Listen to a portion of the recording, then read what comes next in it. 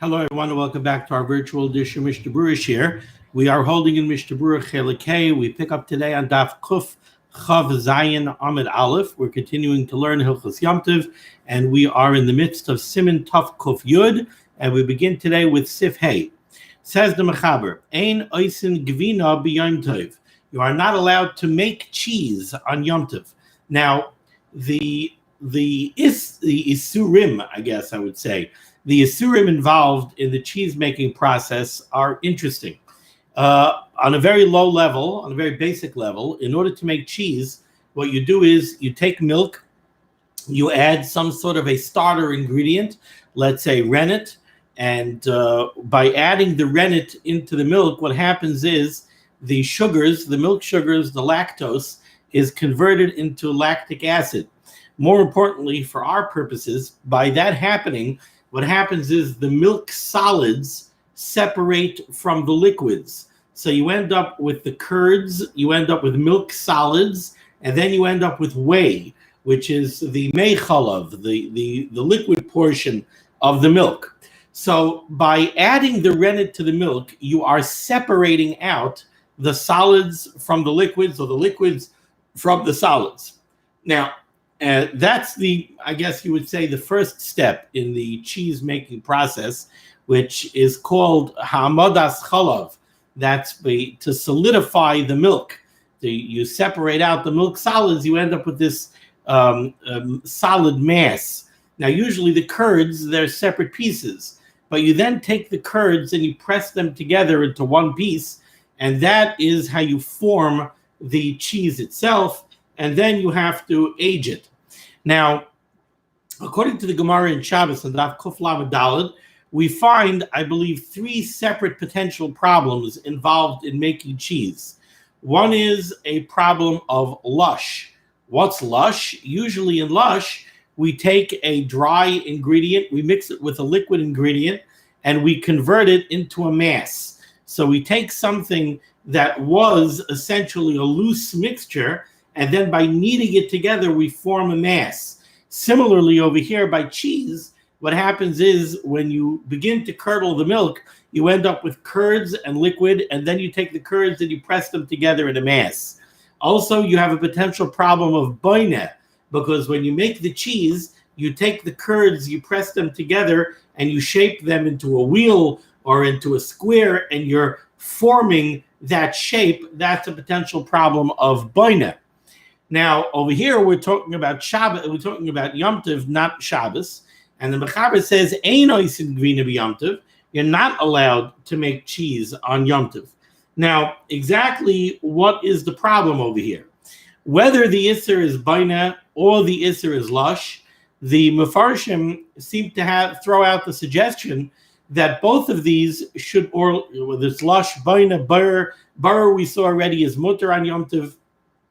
But even the Baina and the Lush, the Mefarshim suggest that should be Mutter l'tzarech eichel nefesh. Now let's take one at a time. Lush, we already know, is a malacha that's Mutter l'tzarech eichel nefesh. How about Baina? According to the Rambam, it would seem that Baina typically is not a malacha that would be Mutter l'tzarech eichel nefesh, but where do you really have Baina that's eichel nefesh? Where do you have building for eichel nefesh? You might suggest, well, what if somebody wants to build a tanur? Somebody wants to build an oven, but that wouldn't be eichel nefesh. That would be machshirei eichel nefesh, and we wouldn't be matter it as machshirei eichel nefesh, because it would be machshirei eichel nefesh she'efshar la'asaysay miba'id yom. You should have built your oven beforehand. But there are those that suggest that the baina over here would be baina that's eichel nefesh, because you're doing the act of baina on the food itself. What are you building? You're building the curds into cheese. So since it's baina that's mamish eichel nefesh, it could be that we would be willing to be matir the baina l'tzarech eichel nefesh. So we would be willing to be matir the baina, we would be willing to be matir the lush, we would be willing to be matir the berurah. So why then does the Mechaber say Ein oisin gvina b'Yom Tov, that you're not allowed to make cheese on Yom Tov? So let's take a look at the Mishnah Berurah cut in Chaf Aleph. Ein oisin gvina b'Yom Tov, the gvina male tfei kishehi yeshana. The problem is that we know that cheese is improved when it's aged. Vim Kane, and if so, Havalela Mebad Kaidim Yom Tov. So then certainly this should have been done before Yom Tov. Now the problem is, okay, that's very nice that you should have done it before Yom Tov, but according to the Ramah that we saw earlier, so the Ramah wanted to suggest that even Malacha L'Tzarech Eichel Nefesh, if it's Efshar La'asoisai Miba'id Yom, it's Asar on Yom Tov. But we know that the Mechaber holds that Eichel Nefesh, even if it's Efshar La'asoisai Miba'id Yom, it's still mutter on Yom Tov. So very nice that you're telling me that cheese is better if it's aged, and you should have done it before Yom Tov. So now you've turned it into something that's Efshar La'asoisai Miba'id Yom, but it's still Eichel Nefesh. So according to the Mechaber, it should be mutter. So continues the Chavetz Chaim. The Chavetz Chaim says, even according to those paiskim, namely the Mechaber, who paskins in Siman Tav Tzadikei, the Eichel Nefesh atzmai mutter, that Malacha L'Tzarech Eichel Nefesh itself is mutter, afilu haya efshar la'asaisa kaidim Yom Tov, even if you were able to do it before Yom Tov. So then why is the cheese making asar on Yom Tov? Says the Chavetz Chaim, hacha asar. Over here, the cheese making is forbidden. Mipnei shederach la'asaisa liyamim harbe tehevi uvda dechayil. So this is the issue that we've already seen many times, most often when we were speaking about Berurah. We said that Berurah essentially is mutter on Yom Tov. However, when you're doing an act of Berurah, which is, if you're doing it in a way, a method, and using the kalim, where it's derech la'asaisa liyamim harbe, we had this by Berurah, we had this by teichen, by grinding. We said that grinding is usually asar on Yom Tov. Why? Because even though maybe it should be mutter l'tzarech eichel nefesh, but it's something that was typically done liyamim harbe, and that's why it's asar. But a form of grinding that's not done liyamim harbe, if it's something that's generally done only l'tzarech eisai hayom, like the grinding of spices, then we said it's mutter. The same thing by Berurah. We said that essentially Berurah is mutter on Yom Tov. Yet we had, let's say in Siv Gimel here, we said you're not allowed to grind mustard seed with a mustard seed grinder, and we said the reason, well, that's not Berurah, that's teichen. We said because it's something that you do liyamim harbe. But the Berurah also, we said that you could do Berurah on beans. You could do it the normal way, but you have to do it b'cheikoi u'b'tamachui. You have to do it on your lap or with a small sorting tray. But we said you can't do it with a tavla. You can't do it with a large sorting tray. You can't do it with a napa or a kvara. You can't do it with a sieve. Why? Berurah is mutter l'tzarech eichel nefesh. You can't do it because those are the ways that you would do it liyamim harbe. That's the way you would do it in bulk, and therefore it's not something that's done on Yom Tov. So too over here, according to the Mishnah Berurah, what we're suggesting over here is when the Mechaber says you can't make cheese on Yom Tov, we don't seem to see a reason, a malacha reason why not. We have Berurah, we have Lashon, we have Baina, but l'chayr we would be prepared to be matir all of those acts on Yom Tov when they're done with tzarech eichel nefesh, yet you can't do it because, like the Mechaber, like the Mishnah Berurah says here, because mipnei shedarech la'asaisai liyamim harbe. Because cheese making, you don't make 2 slices of cheese for your sandwich. What you do is you make a wheel of cheese. So that's something that's done liyamim harbe, and therefore heavy uvda d'chayil. Therefore, it's considered an uvda d'chayil, and it's not something that could be done on Yom Tov. Continues the Mishnah Berurah. Well, according to this, even if it was a case where you couldn't possibly make the cheese before Yom Tov. Maybe you had no milk before Yom Tov, and now you got milk on Yom Tov, so now you want to make cheese. It doesn't matter. Even though it was Efshar la'asaisa kaidim Yom Tov, yesh leimer da'aser, there's a good side to say that it would be forbidden. Why? Because it's an uvda d'chayil, because it's an act that's usually done liyamim harbe. Miyu al yedei shino yesh lahakel. However, the Chavetz Chaim says that if you're doing it with a shinoi, then you could be mekel. Let's go back into the Shulchan Aruch. Says the Mechaber, 3 lines down by the Oiskat and Chav Beis from the Mishnah Berurah. Says the Ramah, Vein ma'amidin chalav b'Yom Tov. You're also now not allowed to be ma'amid the chalav. That means you're not allowed to solidify the milk. So we're talking here about 2 different stages in the cheese making process.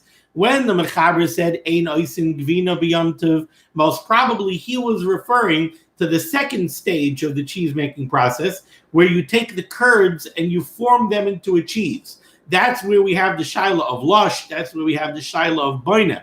Now the Ramah is saying Ve'ein ma'amidin chalav b'Yom Tov. You're not allowed to add the starting agent into the milk on Yom Tov. That begins the process of separating the liquids from the solids, and that's what solidifies the milk solids. You're not allowed to do that on Yom Tov either. Says the Mishnah Berurah in his Cut and Chav Beis.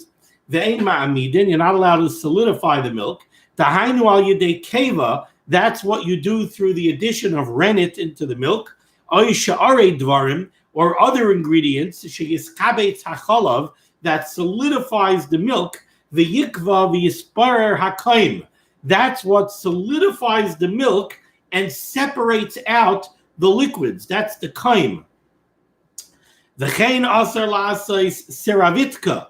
You're also not allowed to make what he calls over here siravitka. Dahainu, what is this? Shenoisen ma'at chaymetz b'chalav. You're not allowed to add a small amount of vinegar to milk. Kedei sheyizbarer hamei chalav. If you add vinegar or lemon juice into milk, right away that begins to separate the solids from the liquids. It separates the milk solids from the whey. You're not allowed to do that on Yom Tov either. Why? Says the Chavetz Chaim, Dezehu Berurah mamish, because that would be an act of Berurah. That's you're separating the solids and the liquids. Now you'll ask me, wait a second, Berurah is mutter on Yom Tov. But right away the Chavetz Chaim explains the derech la'asai liyamim harbe, like we've said repeatedly. Yes, Berurah essentially is a malacha that's mutter on Yom Tov l'tzarech chaychal nefesh, but not when you're doing it in a manner where it's normally done in bulk, where it's normally done liyamim harbe, so that it looks like you're not only doing it for Yom Tov, you're doing it for after Yom Tov as well. V'ayin b'prima gadim, and the Chavetz Chaim says, take a look at the prima gadim, shemistapek, who questions, maybe you're allowed to do this for a chayla she'ein bai sakana. Continues the Ramah by the Eis Cut and Chav Gimel for the Mishnah Berurah. V'hu adin, similarly, the same halacha applies. De'ein oisim chema. You're not allowed to make butter min hachalav b'Yom Tov, out of milk on Yom Tov. Says the Mishnah Berurah Eis Cut and Chav Gimel. V'hu adin de'ein oisim chema. Hatam gamkein mishum Berurah. Again, we have the same problem over here. When you make butter, the first thing that you have to do, the first step in the process of the butter making, is separating the cream and the milk. So that's also an act of Berurah. And again, that's also if you're doing it in a manner where it's normally done liyamim harbe. And butter making is certainly done liyamim harbe. Continues the Mishnah Berurah, va'afilu al yedei akum yesh lahachmir. You should be stringent, and this should not be done even through the agency of a non-Jew. V'yesh mekilin bazeh. However, the Chavetz Chaim says there are those who are mekel, and they say that you could make butter imhu l'tzarech simchas Yom Tov, if it is being done l'tzarech simchas Yom Tov. Now, if you take a look in the Sharetzion Eis Cut and Chav Gimel, he says, what's the reason over here for the mekilim, for those that rule leniently? He says this is a Taz and a Maru Ketzia. The Taimam and their rationale is to shvus l'tzarech mitzvah.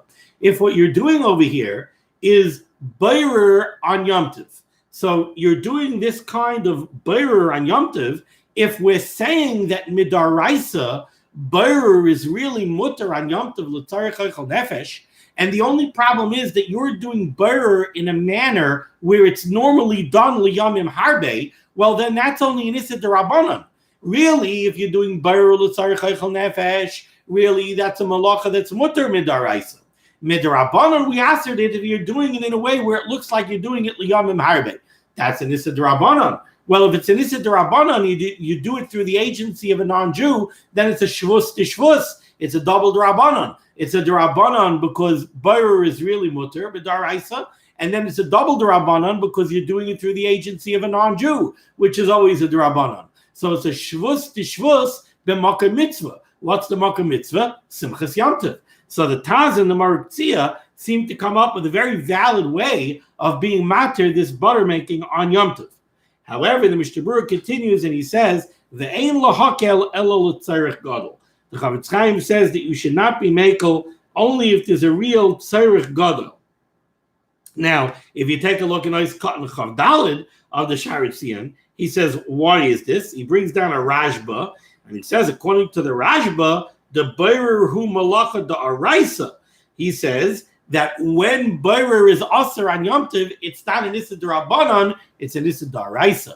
So then it's not a shvus d'shvus, b'makom mitzvah, according to the Rashba. Okay.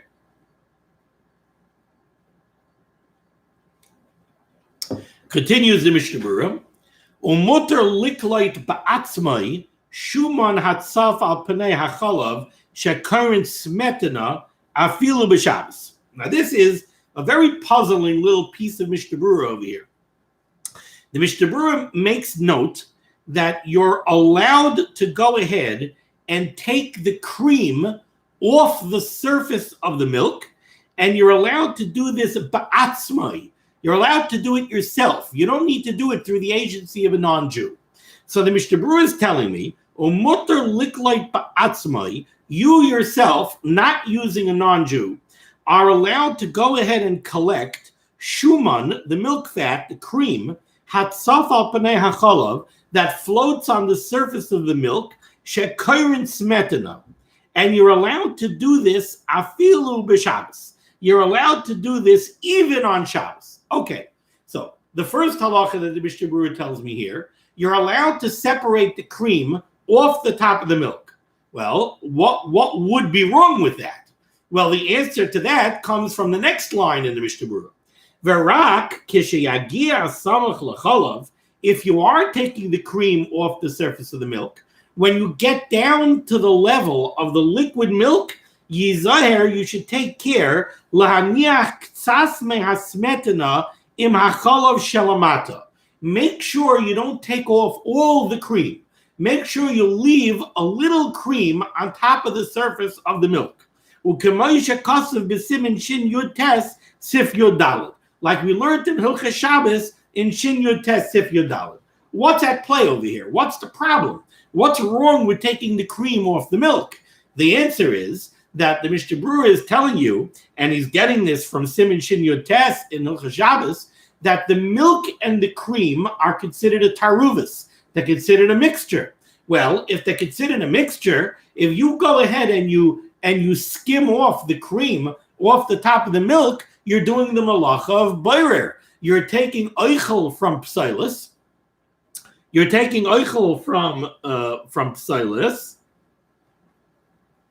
which is actually normally mutter, right? But if you're not doing it for immediate use, right? There are 3 tanoim you need for Berurah to be mutter. You need biyad, miyad, and you need psilis b'tay oichel. So you have to be doing it with your hand. You have to be doing it for immediate use, and you have to be taking oichel from psilis. Well, over here, if you're going to skim it off with a keli, if you're going to use, let's say, a ladle, so you're not doing it biyad. Also, if you're not doing it for immediate use, you're not doing it miyad. So you don't have all 3 conditions for it to be mutter. So the problem of doing this on Shabbos is a Berurah problem. And that's why the Mishnah Berurah tells you over here that if you want to do it on Yom Tov, you're allowed to do it on Yom Tov, but when you scoop the cream off the milk, you should leave some of the cream.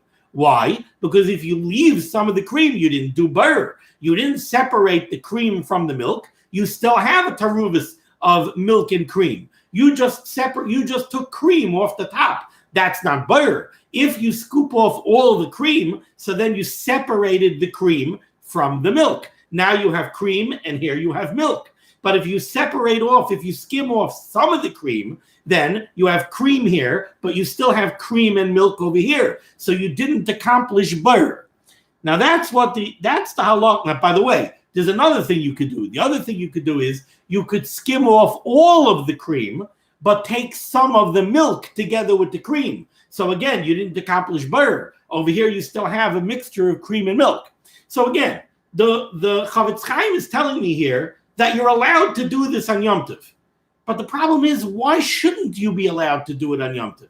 I understand why you shouldn't be allowed to do it on Shabbos, because on Shabbos it would be Berurah and it would be Aser, unless you do it the way he's describing. But on Yom Tov, we said Berurah is mutter l'tzarech echel nefesh. So why on earth shouldn't you be able to do this on Yom Tov? Very big problem.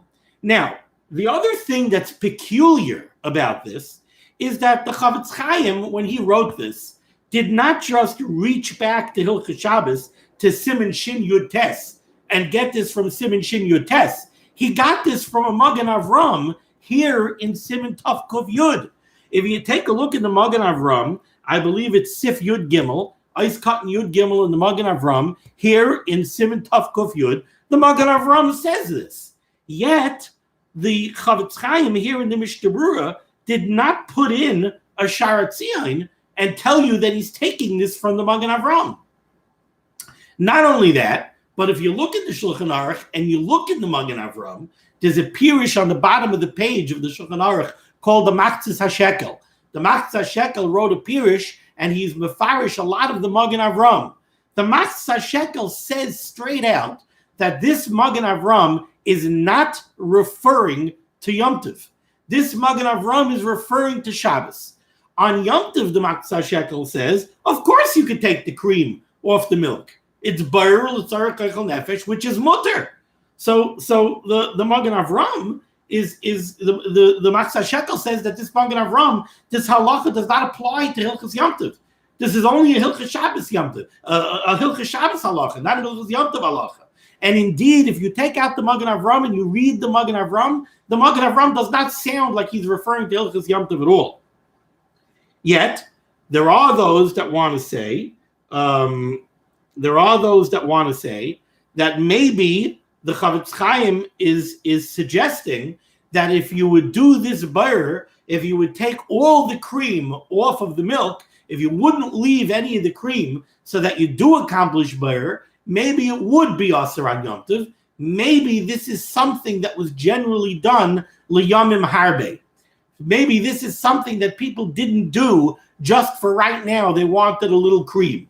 If they were skimming the cream off the milk, you generally did that to have cream for a long time. In which case it would be Berurah liyamim harbe, which is something that would be Aser. Okay, could be.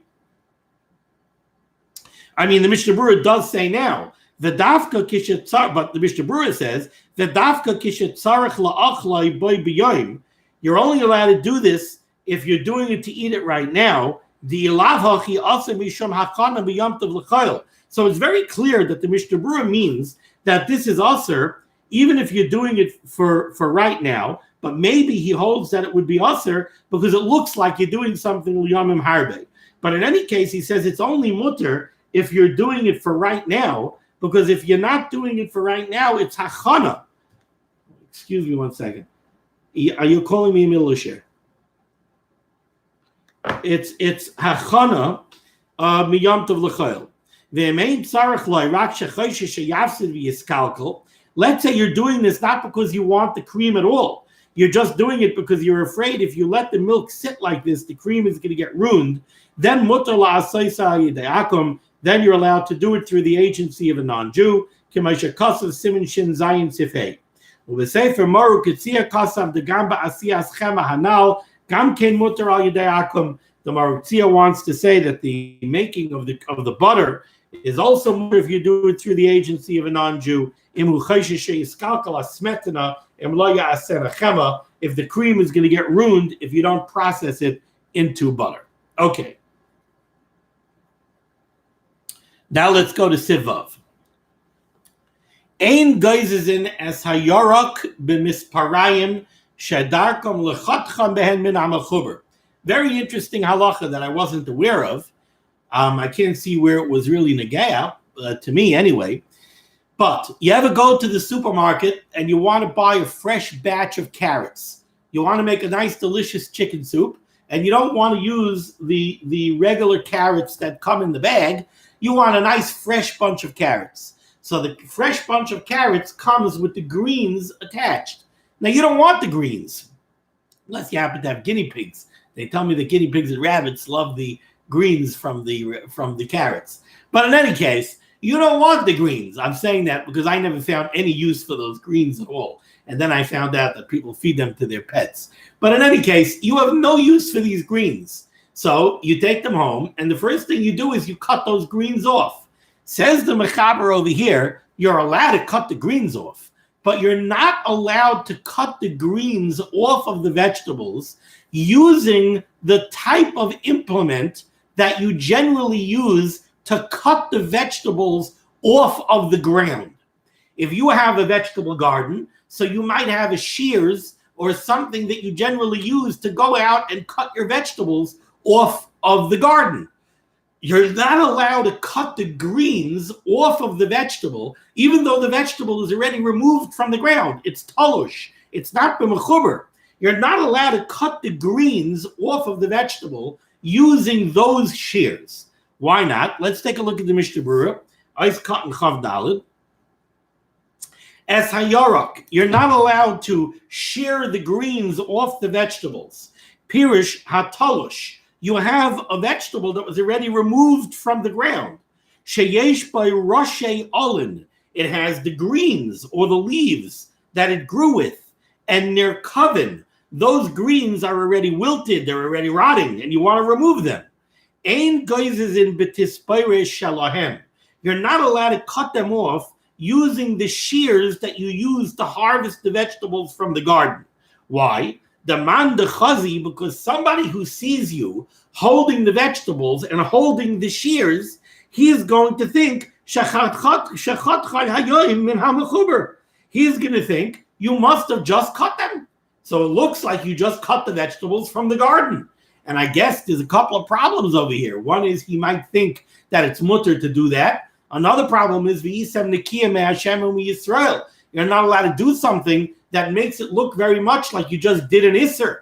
So what are you doing walking around with fresh vegetables and a vegetable shears? It looks like you just harvested vegetables from your garden on Yom Tov.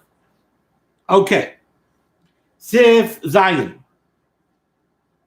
Mesaknim es hakundas v'ha'akaviyos. You are allowed to prepare a dish using these two vegetables called kundas and akaviyos. I don't know what those are, but let's take a look at the Mishnah Berurah, where the Mishnah Berurah nice cut and chafei says kundas v'akaviyos sheyesh tarach b'tikunan. Apparently, whatever these vegetables are, it is very difficult to prepare them into an edible dish. And yet, the Mechaber tells you it's mutter to do this. And the Mishnah Berurah says, Vishari, it's mutter to have yakol tzarech eichel nefesh, because even though there's a tremendous amount of tircha involved in preparing this dish, it is completely tzarech eichel nefesh. V'hu adin salatin yarok mar, if you're using some kind of bitter vegetables, mutter lahaitzi meimav. You're allowed to extract the bitter juices out of these vegetables so that you should be able to use them in a salad on Yom Tov, and that's mutter l'tzarech eichel nefesh, even though it would be asur on Shabbos. It would be asur on Shabbos, I assume, because of schita. Okay. Continues the Ramah in Siv Zayin Haga.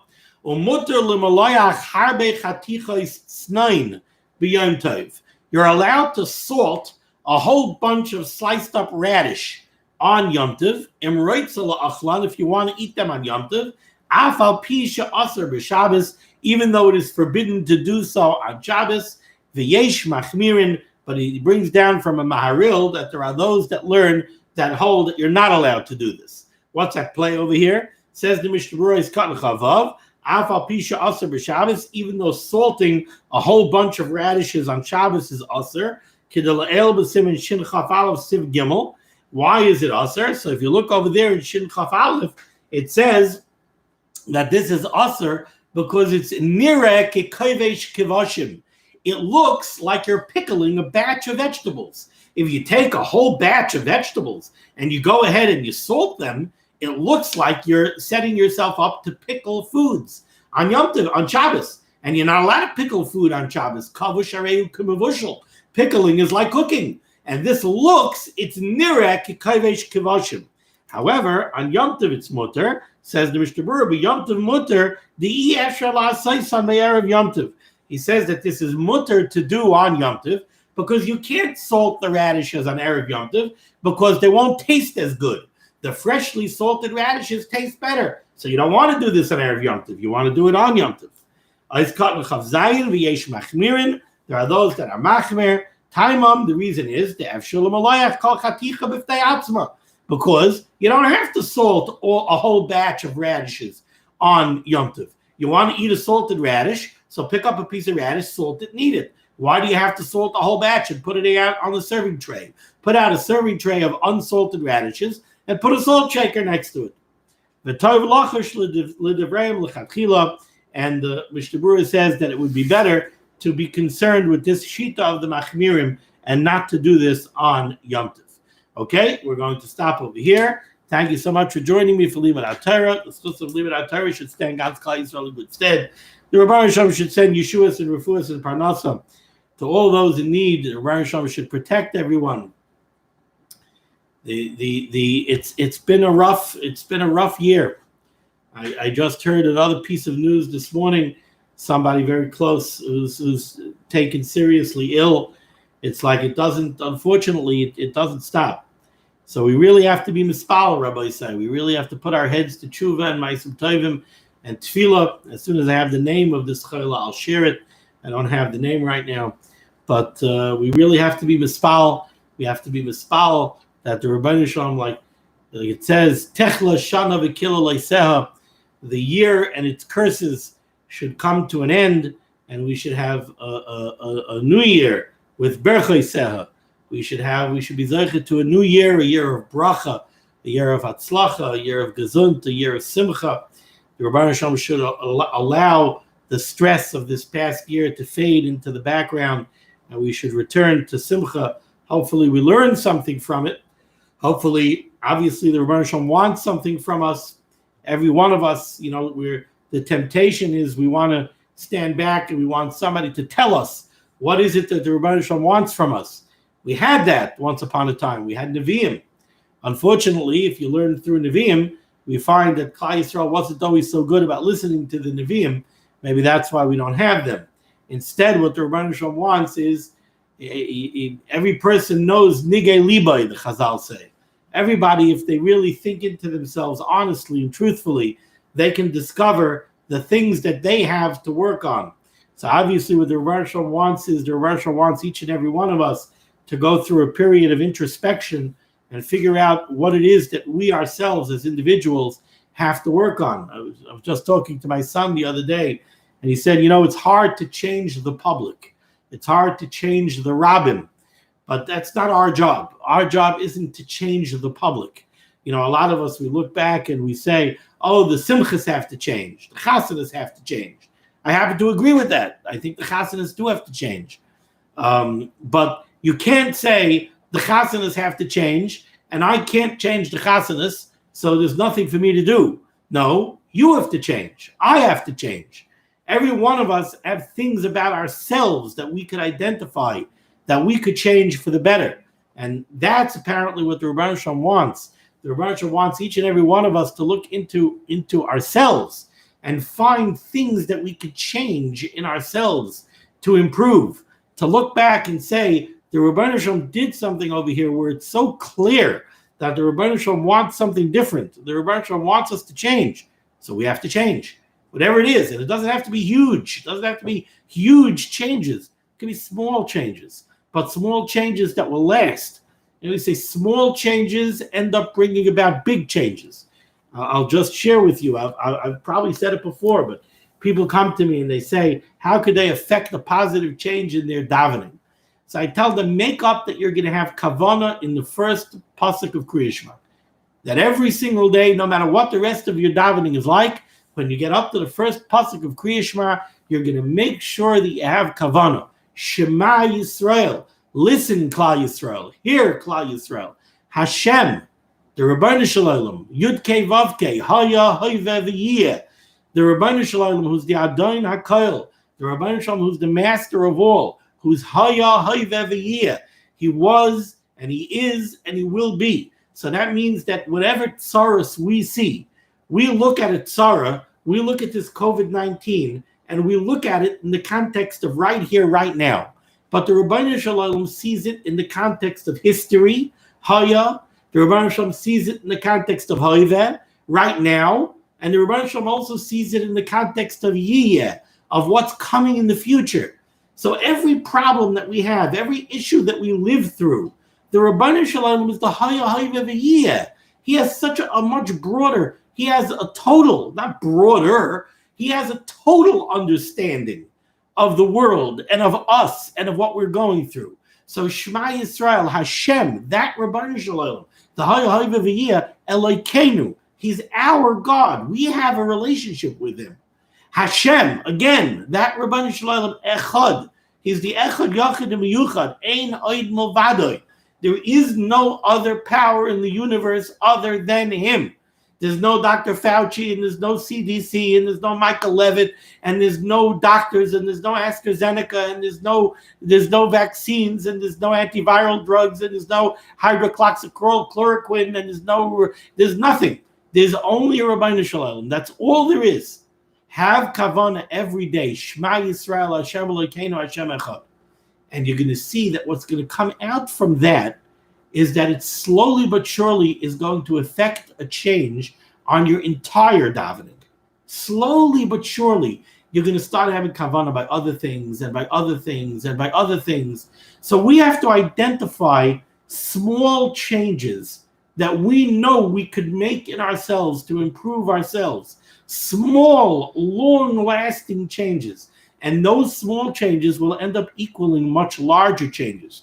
And that's what the Rebbeinu Shalom wants. The Rebbeinu Shalom wants us to make changes. He wants something more than what we have now. He doesn't want, people say, I want to go back to normal. The Rebbeinu Shalom doesn't want us to go back to normal. The Rebbeinu Shalom wants a new normal. The Rebbeinu Shalom wasn't happy with the normal. That's why the Rebbeinu Shalom did this. He wasn't happy with the normal. So we have to create a new normal. And what that's going to take is introspection on the part of each and every one of us. Identify something, find something that you can improve and you could stick to. Okay, be well.